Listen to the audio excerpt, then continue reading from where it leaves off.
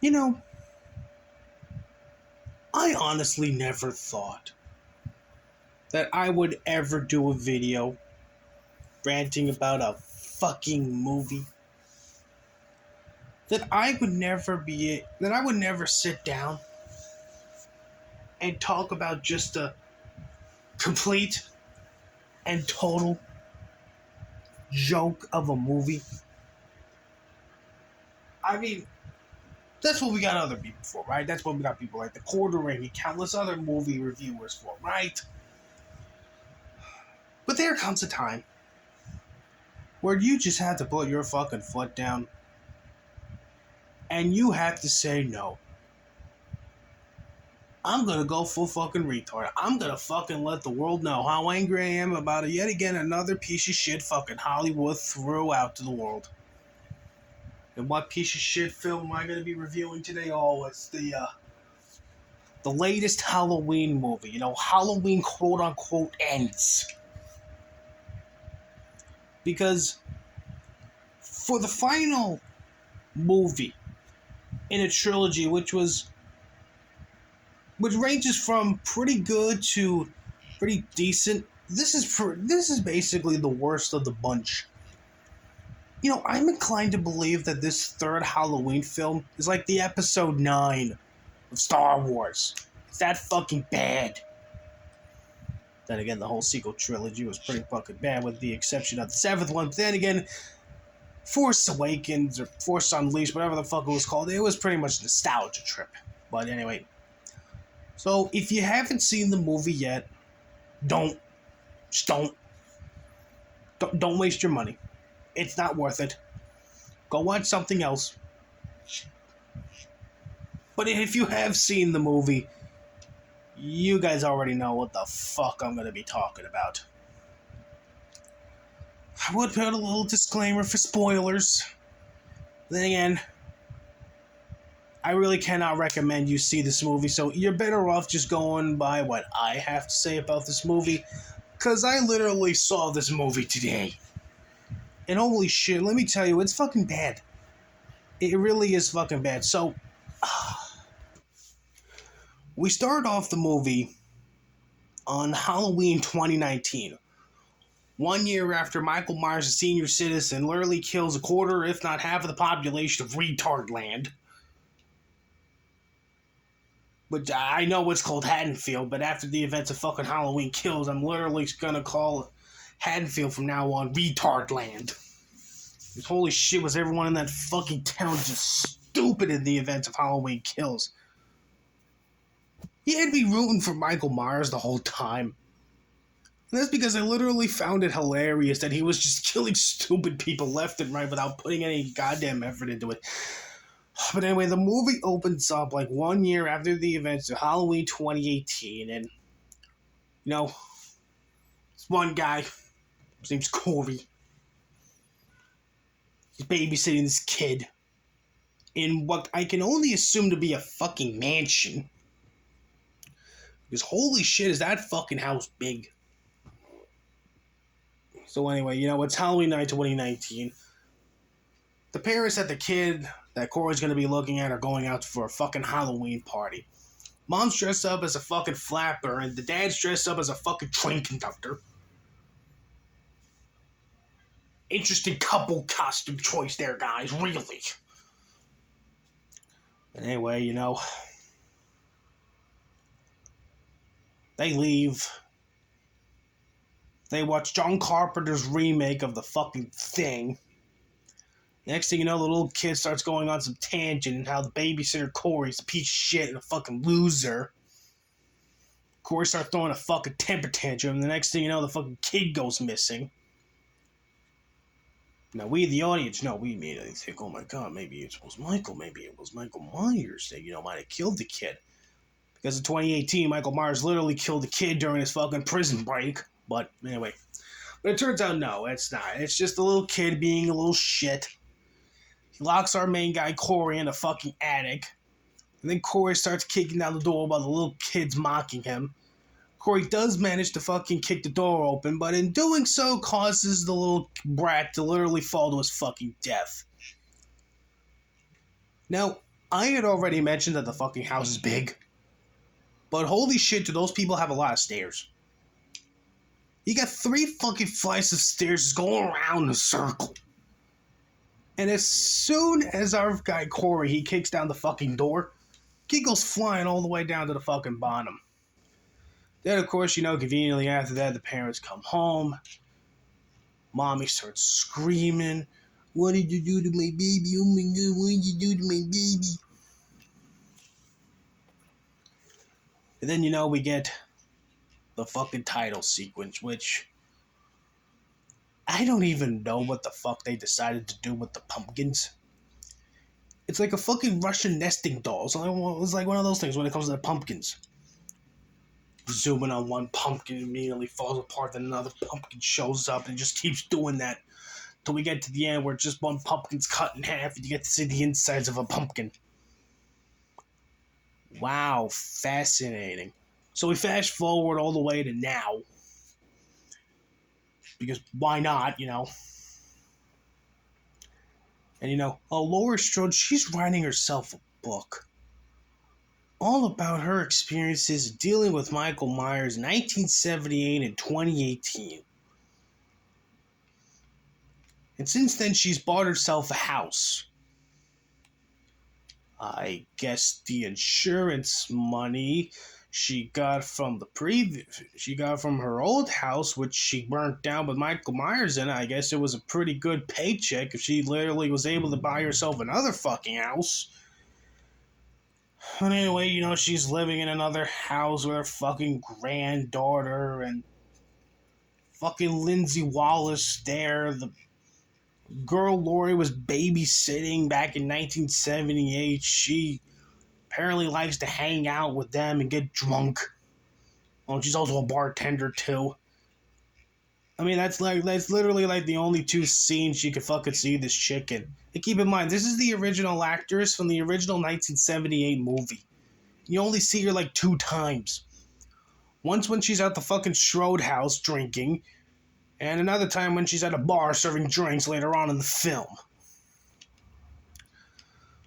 So anyway, the granddaughter decides she's gonna go to fucking work today, and she works at the fucking hospital. Because everyone just loves that goddamn hospital so goddamn much. And it's there we made her dickhead boss, a doctor, and this little redheaded slut. Then later on we find out what Corey's been up to since he accidentally killed that kid. He apparently works at a fucking junkyard owned by his dad. His dad's pretty goddamn pissed off about his son constantly being late to work, so he decides he's going to give his son an old motorcycle. Okay? So immediately after that, Corey decides he's going to go get a fucking Snapple at a goddamn at a fucking, gas station. He picks up a Snapple, he's just sitting down, having a drink. All of a sudden, these fucking teenagers start hassling him to buy fucking, beer for the little party.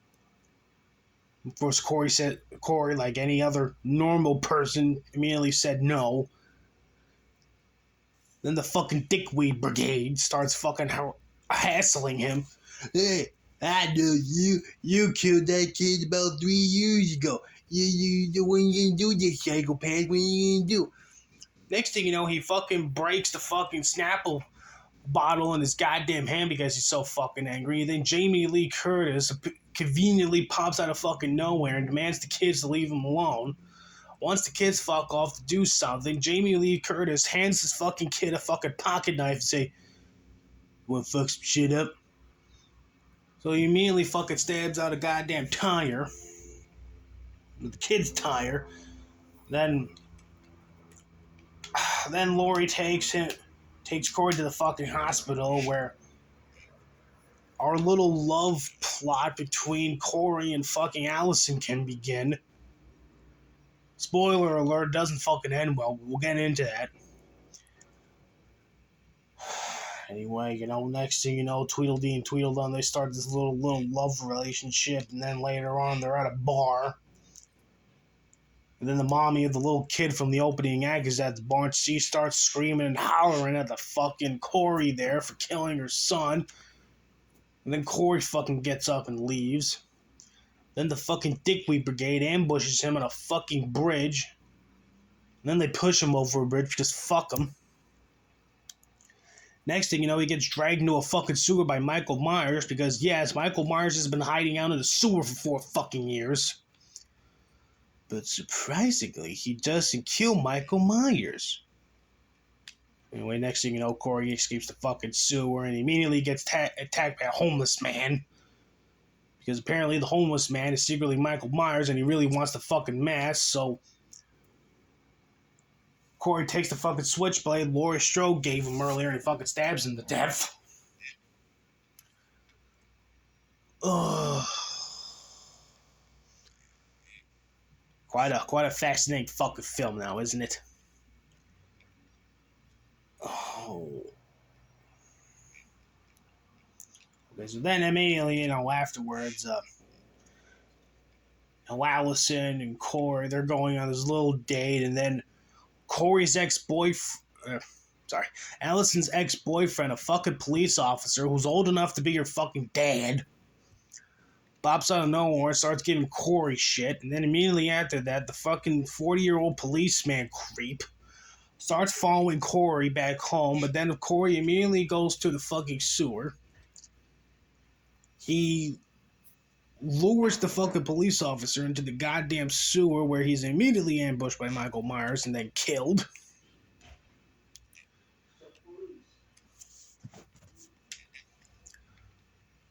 Then immediately after that, Michael Myers decides he's finally found himself a brand new fucking friend. After 40 years in a fucking loony bin, he finally gets himself a goddamn friend, so him and Corey decide they're gonna go out and they're gonna start murdering people.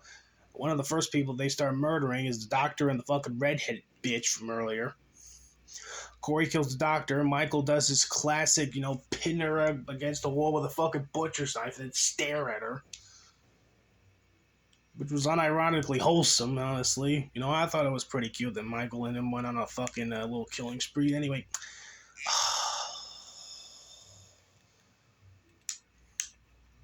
Yeah, but the little friendship, it doesn't last that long. Mainly because Corey is a gigantic fucking dickhead. Besides, you know what? Fuck this shit. I'm gonna go fucking crazy. But of course, first we gotta establish that Laurie Strode is really not a fan of Corey being in a relationship with her granddaughter there. But Corey, he ain't having any of that shit. He decides he's gonna put his fucking foot down and say, well, if I can't have Allison, then no one can. Cake simp.